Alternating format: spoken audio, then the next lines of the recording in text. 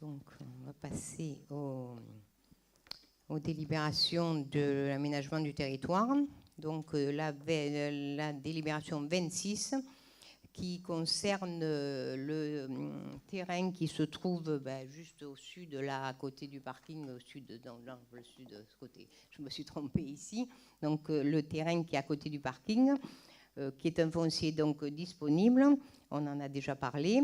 Il est question donc d'y pouvoir faire 2 lots, étant entendu qu'il n'y a qu'un logement par lot selon le cahier des charges qui a été établi.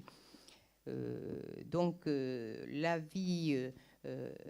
petit souci qu'il y a, c'est un problème d'un voisin qui empiète sur la commune, et puis de l'autre côté, qui laisse un petit bout à la commune. Voilà, donc on ne peut pas signer un acte là-dessus tant qu'on n'a pas l'avis des domaines. L'avis des domaines sur l'échange est tacite, et donc on peut donc, je dirais, faire l'échange, étant entendu que même si l'échange est disproportionné entre 53 mètres carrés et 5 mètres carrés, si je dirais, on se met à vendre les 53 mètres carrés, ça va nous coûter d'un acte d'environ 800 euros ou jusqu'à 1000 euros, c'est-à-dire que ça ne vaut vraiment pas la peine. Hein. Donc, c'est un échange à titre gracieux qui permettra donc de continuer la procédure, puisque c'était nécessaire. Donc, on avait déjà délibéré, c'est pour avoir ce point de plus, parce que il faut respecter la loi des notaires. Oui ? Oui, excusez-moi, je reviens exceptionnellement sur le budget supplémentaire. Vous m'avez... Exceptionnellement, alors allez-y. Voilà, parce que alors, la page 4, donc vous m'avez repris là. Donc je lis simplement ce qui est noté. Alors peut-être que vous allez me corriger, peut-être.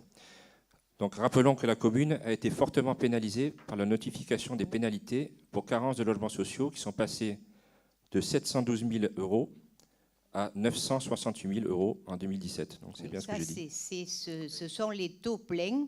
Et donc, ce que je vous ai indiqué, c'est après donc, toutes les actions qu'on a pu faire, ce qu'on a réellement payé. Donc ça, c'est le taux plein qui nous était d'office attribué. Hein. Voilà. Oui, c'est ce que je disais après, quoi. Ok, c'est bon. Donc, voilà.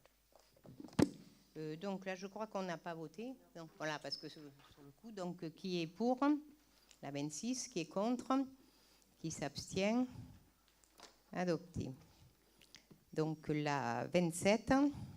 La 27, vous allez dire qu'on exagère un peu, mais on est obligé, parce qu'on revient encore sur l'affaire Marcel Cerdan.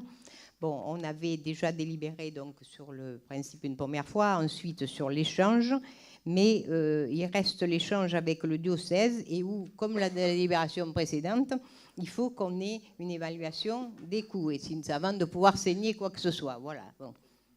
Et oui, mais bon, c'est comme ça. Donc là, il s'agit d'échanger 47 mètres carrés qui est au diocèse contre 31 mètres carrés qui est à la commune. Donc ce qu'on propose, c'est effectivement que ça se fasse un échange équivalent aussi, étant entendu que pour le diocèse aurait pu réclamer le coût des 16 mètres carrés qui soient là. Mais bon, étant entendu quand même que c'est pour faire des logements sociaux, je peux dire que ça n'a pas été réclamé. Ça ferait de toute façon une petite somme. Et donc, l'avis des domaines était sur l'ensemble de la parcelle de 595 euros, 595 000 euros quand même. Et donc, si on a indiqué, alors je ne me rappelle plus, c'est 445 000 de coûts de vente, c'est parce que la moins-value, puisque c'est pour les logements sociaux, pourra justement être déduit de nos pénalités. Et donc, on n'y perd rien. Voilà. Et on permet la réalisation de l'ensemble parce que le terrain est moins cher. Donc, tout le monde y gagne. Et nous, les premiers. Bon, il n'y a pas de remarque, donc qui est pour, qui est contre, qui s'abstient, adopté. Donc vous savez qu'on est en cours de mise en œuvre d'une zone d'activité dans le quartier des Sibylles. Et donc au milieu de ce quartier, il y a un chemin qu'il faut donc rendre en fait à l'aménageur, et donc il faut que, puisqu'il faut un remembrement, c'est un terrain qui il y a longtemps était agricole, donc il y aura un remembrement pour pouvoir faire le projet, et donc le chemin, il doit en faire partie, et donc nous le cédons à l'euro symbolique à l'aménageur, parce que si on le lui fait payer, eh bien, le jour où on aura le résultat de la zone, eh bien, ça sera déduit de notre retour. Donc en fait, c'est un investissement, si on peut dire, de ne le faire payer qu'à l'euro symbolique. Oui, c'est un petit chemin de terre, mais quand même, il a une certaine surface et il est en plein milieu. Donc voilà. Donc voilà. Est-ce qu'il y a des questions? Oui, Geneviève Mattini. Moi, je pense qu'il y a un vice de forme dans cette délibération, puisque je lis en fin de texte, la SPLA n'étant pas une personne poursuivant des fins d'intérêt privé, monsieur le sénateur maire propose au conseil municipal, donc elle est frappée oui. Voilà, de nullité. Donc je pense qu'il faudra la représenter. Ben, si vous voulez. Mais enfin, bon, là, c'est qu'une erreur de texte fait. Hein. Oui, bon. Non, mais ça, je pense que c'est sur l'autre point. Oui, sur le fait que c'est des actionnaires, que la SPLA n'a que des actionnaires publics, ça c'est une chose, donc privé, voilà. Mais bon, monsieur le sénateur, est-ce que ça fait partie des choses qui pourraient être corrigées? Mais si vous vous y opposez. Non, je m'abstiendrai. Je ne voterai pas pour, je m'abstiendrai si elle est modifiée. Modifiée sur ce point-là uniquement, bien sûr. Hein, elle n'est pas présentée, si vous voulez, dans son état d'origine. Donc pour moi, vous allez faire une modification après le vote. Donc je m'abstiendrai. Faites-le, mais moi je m'abstiens. Ça va, je vous avais donné votre explication. Donc, qui est pour? Qui est contre? Qui s'abstient? Donc, 2 abstentions.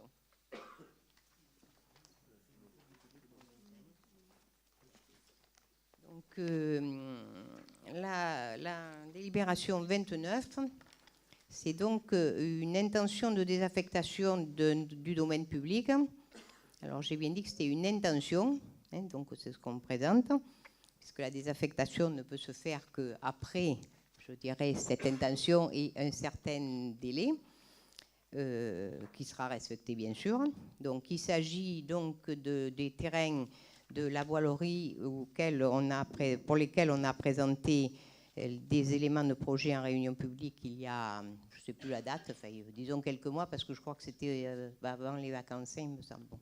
Voilà, donc ça, c'est uniquement la partie, donc il n'y a aucune remise en cause du projet ou autre, c'est la procédure qui permettra de désaffecter le domaine public pour en faire du domaine privé de la commune et pour pouvoir donc en fait faire l'aménagement qui avait été évoqué et dont on pourra reparler.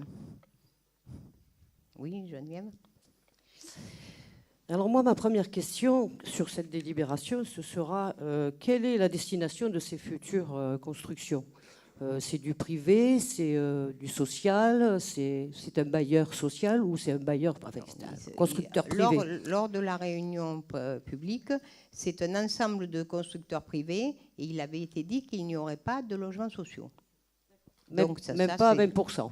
Même pas à 20%. Non. Absolument. Ensuite, ma deuxième question. Ça a été dit publiquement, hein, donc il y a des gens qui sont là qui ont dû l'entendre. Ensuite, ma deuxième question, elle va porter sur la délibération elle-même. Voilà.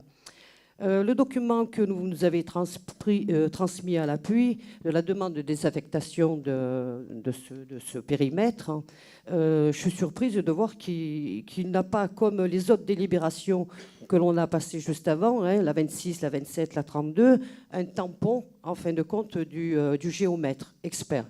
C'est-à-dire que vous nous donnez un document aujourd'hui qui, aujourd'hui, pour moi, n'est pas officiel. Voilà. Il n'y a pas de tampon. Il n'y en a pas.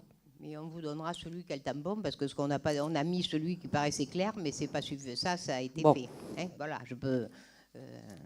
il ressemblera beaucoup, mais il y aura donc le tampon et éventuellement notre signature aussi, puisqu'en fait, on est parti pour. Là, vous allez nous demander de voter une délibération, si vous voulez, sur lequel on n'a pas quelque chose d'officiel. C'est-à-dire les documents qui sont présentés aujourd'hui, on n'a pas de repère, quoi.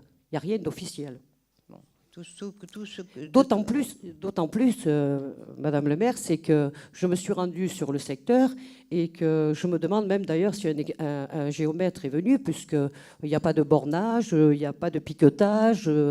Voilà. Donc, en l'occurrence, je pense que ce document, vous n'avez pas un document tamponné par géomètre expert. Les parcelles sont citées, c'est bien ces parcelles-là. Ça, il n'y a pas d'erreur là-dedans. Hein. Oui, vous le dites, mais aujourd'hui, sur le document, on n'a rien. Oui, ça, c'est le cadastre, oui, qu'on a vu, bien sûr. Bon. Alors, moi, je vous demande une chose. C'est une intention, oui, mais on doit faire comme ça, c'est pour ça. C'est l'intention de... Le jour où on la prononcera, il y aura tout ce qu'il faut, si c'est ça. J'ai bien retenu. Alors moi, je vous propose une chose, hein, c'est le report à une date ultérieure de cette délibération, hein, portant sur le quartier de la Voilerie, notamment avec la communication des pièces annexes supplémentaires lisibles ou à défaut des pièces validées par un géomètre, voilà, expert, identique aux délibérations 26, 27 et 32. C'est votre demande. Oui, monsieur Fuzon. Mon intervention sera aussi valable pour la délibération suivante. Vous nous demandez de même donc... nature, effectivement. Oui, c'est pour ça. Vous nous demandez donc de voter la désaffectation des 2 stades de football ou ce qu'il en reste. Nous en sommes arrivés là à cause de choix politiques. Vous avez décidé de mettre le paquet, pour reprendre les mots de M. Amiel, sur un seul stade, Jean Genot, qui est en synthétique. Stade qui n'est d'ailleurs pas aux normes. Cette décision a été prise avec le soutien de M. Amaro, et je le cite, « On ne peut pas aller contre ce projet ». Voilà ce qu'il disait le 28 avril 2016 au sujet du stade Jean Genot. Résultat, il n'y a plus d'argent pour entretenir les stades du Repos et de la Voilerie. Maintenant, vous nous proposez la désaffectation pour ensuite les déclasser afin de les vendre et de faire rentrer de l'argent. C'est ce qu'a dit au mois de juin M. Amiel. Pour notre groupe, un juste milieu devait être trouvé pour que tous les quartiers bénéficient d'un stade. Concernant le développement de nouvelles habitations, certes nécessaires, cela aurait dû se faire de façon harmonieuse et concertée. Personnellement, j'ai toujours eu cette ligne et je ne l'ai jamais changée.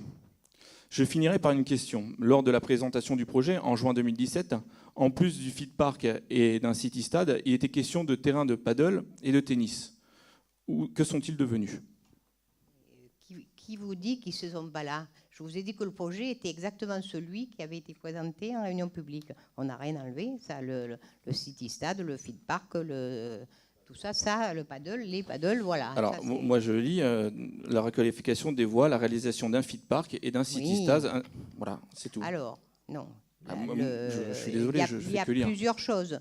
Il y a l'urbanisation de la parcelle elle-même, qui donc, comme vous le dites, fera rentrer de l'argent, pas par la vente des maisons, par la vente du terrain. Bon, voilà.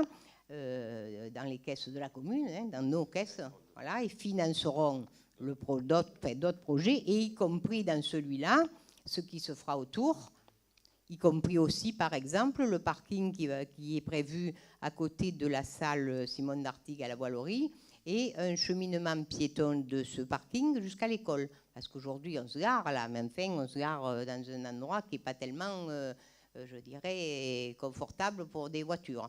Donc ça, ça fait aussi partie du financement qui sera pris là-dedans.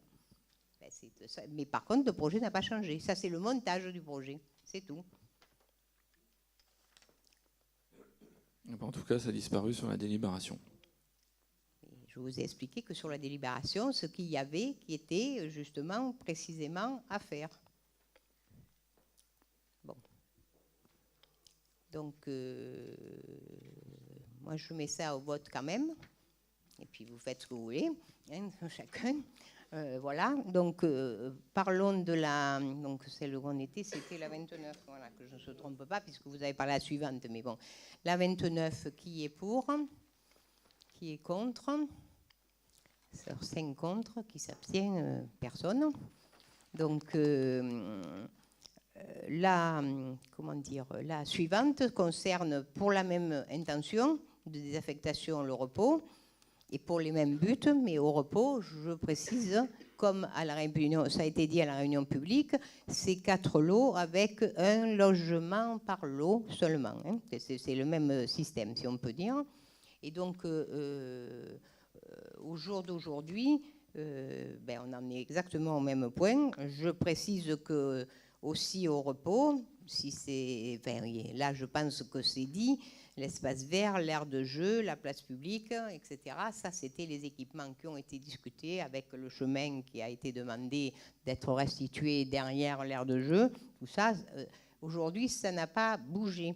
Aujourd'hui, l'estimation des terrains sont en cours. Je ne peux pas vous en dire plus, sauf que ça n'a pas bougé par rapport à la réunion publique qui était probablement aussi en juin, je sais pas, je ne me rappelle plus exactement, mais pas plus que ça.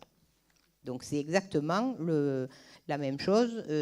Peut-être qu'il faut que je précise, parce que là, le plan, ça se voit dessus quand même, c'est qu'il y a une réserve qui est faite sur le chemin la route, c'est pas un chemin, la route qui contourne donc le terrain et le repos, là, la maison du repos, là, le centre du repos, une réserve pour éventuellement agrandir et modifier la route qui passe derrière et qui est étroite et le carrefour dangereux. La réservation est prévue bien sûr.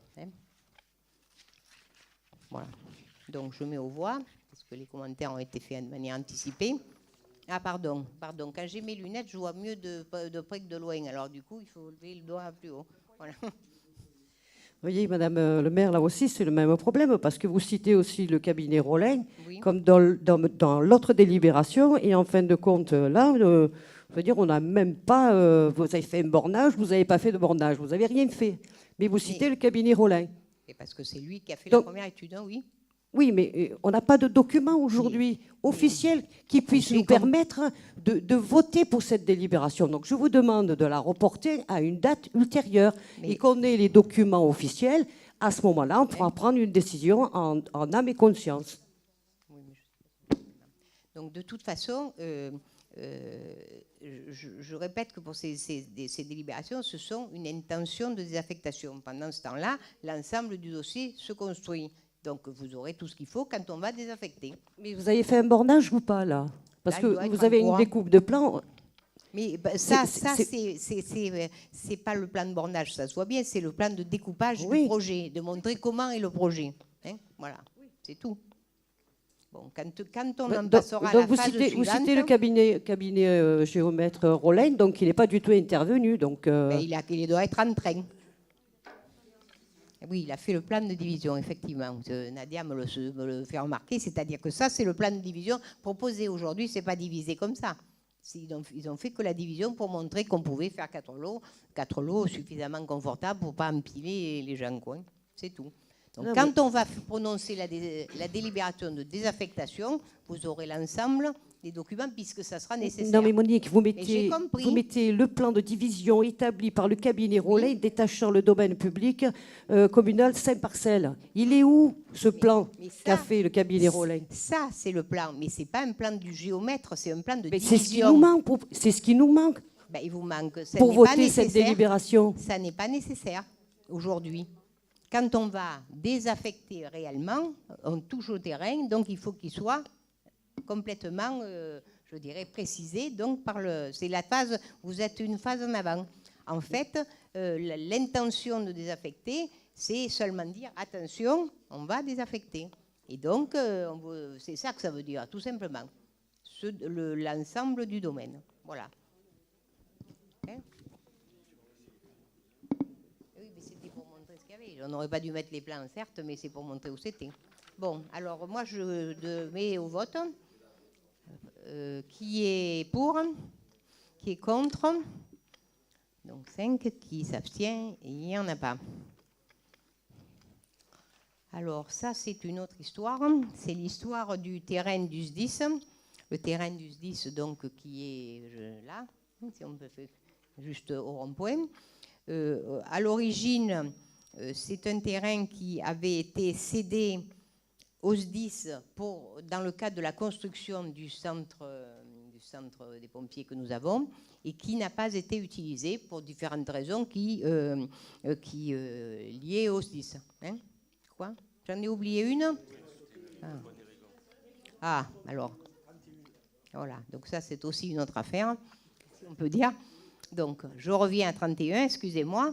Donc le pont d'Érigon, donc tout le monde connaît le pont d'Érigon. Le pont d'Érigon, c'est une espèce de petit tunnel qui se trouve à plan de campagne et qui fait passer de la zone principale de plan de campagne à l'autre côté. Donc, dans le cadre donc, du développement futur donc, de la gare, d'une part, de la halte ferrée de plan de campagne et du pôle multimodal, parce que le BHNS rejoindra la gare, il faut faire passer tout ce monde. Pour le moment, on n'a que ce petit bout de pont. Donc, il y a eu déjà une réunion publique où certains d'entre vous sont venus, qui présente comment ce pont va être, je dirais, doublé, entre guillemets. C'est-à-dire que l'actuel pont sera réservé aux piétons et vélos, et à côté, il y en aura un autre de fait pour une voie à double sens pour les voitures et une voie bus. Bus à feu, je crois que c'est. Je me tourne, c'est ça, à feu pour alterner. Donc, pour faire ça, il faut c'est tout des terrains privés. Il y a besoin de terrain, évidemment, pour faire. Vous avez le schéma qui a été présenté pour caser tout ça. Et donc, comme c'est sur la commune des Pennes-Mirabeau, c'est à nous d'acquérir les terrains. Et donc, cette délibération, c'est maintenant qu'on est prêt à les acquérir. Les domaines ont donné un prix de 23 € le mètre carré. Et donc, il y a une emprise de un peu moins de 4 000 € sur 6 propriétaires. Hein? Oui, un peu moins. Ah oui, pardon. Et les euros, c'est un peu plus. Il y a 6 propriétaires donc, qui ont fini par bien vouloir vendre le morceau de terrain. Donc, voilà l'objet de la délibération, c'est l'achat, si on peut dire, par la commune de ces 3 838 mètres carrés pour 88 000 et des poussières euros. Donc, le pont d'Érigon, ce que je peux peut-être dire, si c'est une question, c'est que les travaux vont débuter fin 2018, à peu près. Les travaux sont financés à 50% par la métropole et dans la théorie, à 50% par la ville, sauf que la ville vous vous rappelez que l'année dernière, nous avons mis en place des PUP, des projets urbains partenariaux avec Casino et la compagnie de Salzbourg, qui vont largement financer notre partie. Puisqu'en fait, ils sont clients de ça, puisque c'est l'ouverture, le débouché. Là, on enlève un bouchon au bout de pleine campagne. Quoi. Voilà. Oui. Ce qui veut dire que dans l'avenir, va passer les bus, là. Aller, venir. Oui. Bon, après, au-dessus, vous avez quoi? Vous avez la voie ferrée. Donc, ce qui veut dire que la voie ferrée, elle va être détournée pendant les travaux. Ça, pendant les travaux, je crois. Donc, la SNCF, mais vous n'allez pas laisser passer les trains et faire des trous en dessous. Alors, ça, les dates, ce sont des dates qui ont été vues entre ceux qui doivent le faire, la région et la SNCF. Hein. C'est-à-dire qu'il y a des périodes d'arrêt en été ou des choses comme ça. Je ne sais pas si tu sais, Dominique, on nous a expliqué que ça ne peut pas se faire n'importe quand. Quoi. Voilà, oui, parce que c'est la ligne Aix-Marseille, donc c'est le TER. Hein. Oui, c'est le TER. Oui, mais ça, un train tous les 10 minutes. Un train tous les 10 minutes. Quand il y a eu des doublements de voies, ça s'est passé comme ça aussi. Il y a eu des arrêts, des tournements. Oui, ils y travaillent. Mais je vais laisser Gérard, il est allé aux réunions à Marseille, là, un peu expliquer sur ça, puisqu'il m'a remplacé quand je ne pouvais pas y aller. Mais c'est sûr qu'ils vont prendre toutes les précautions nécessaires, surtout, justement, la SNCF. Non, il n'y aura pas de coupure de train. Le train continuera à passer. Comme on a fait déjà, comme le disait Dominique, quand on a doublé une grande partie de la voie Aix-Marseille. Donc on n'a jamais arrêté le trafic. Et là, ça sera pareil. N'importe comment, ce sont des travaux qui vont se faire en sous-œuvre. Ça sera, ne vous faites pas de soucis, la CNCF ne prendra aucun risque avec ce genre de travaux. On n'est pas le premier cas qui se passe comme ça, quoi. Voilà. Donc, ils les avaient détournés l'autre fois, parce qu'ils avaient fabriqué, là, c'est compliqué un peu. Hein. Donc, je mets aux voix qui est pour, qui est contre, qui s'abstient. Adopté, 3 abstentions.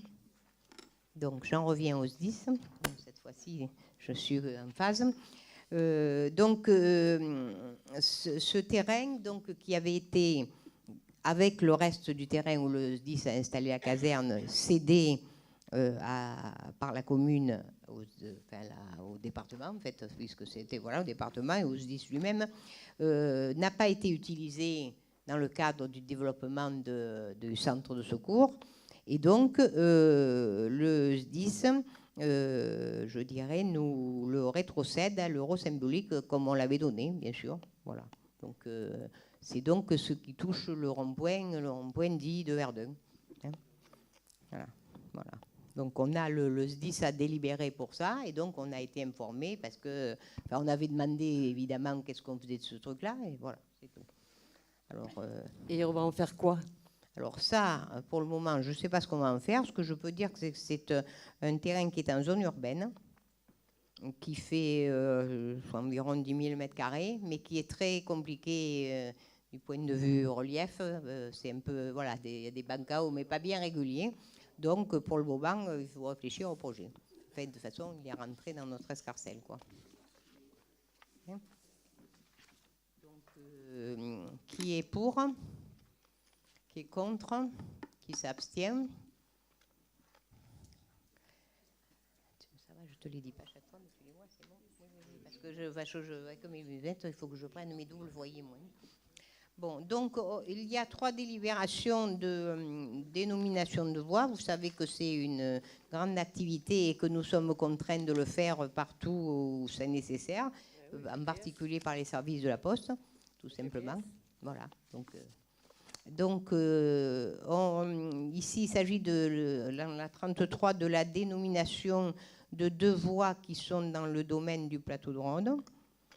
Donc l'espace des restants et l'impasse des bancals. Alors, je ne sais pas trop quelle est la différence entre restant et bancals, mais enfin, tout au moins, c'est un mot différent. Voilà. Voilà. C'est la même chose. Il me semble que c'est la même chose. Donc, bon, qui est pour? Qui est contre? Qui s'abstient? Adopté. Alors ensuite, il y a une impasse donc qui prend sur la vieille route de la Gavotte au 33 bis et qui sera dénommée donc impasse Bacola. Je pense que c'est le nom de la propriété ancienne ou quelque chose comme ça. Enfin, ça, voilà, ceux qui sont là depuis longtemps. C'est vrai que même les impasses sont nécessaires quand elles sont assez longues et pour pouvoir les numéroter. Hein, c'est toujours pareil. Chaque fois aussi, il est demandé aux gens si le nom leur plaît, qu'est-ce qu'ils ont envie de tout ça. C'est pas nous qui inventons ça, hein, parce que j'allais dire après, c'est ceux qui habitent qui le voient tous les jours. Donc, qui est pour? Qui est contre? Qui s'abstient? Adopté. Et enfin, il y a l'impasse du Levant qui en fait commence sur l'avenue de plan de campagne au 803, qui est aussi une impasse et donc qu'il faut bien dénommer. Donc qui est pour? Qui est contre? Qui s'abstient? Adopté.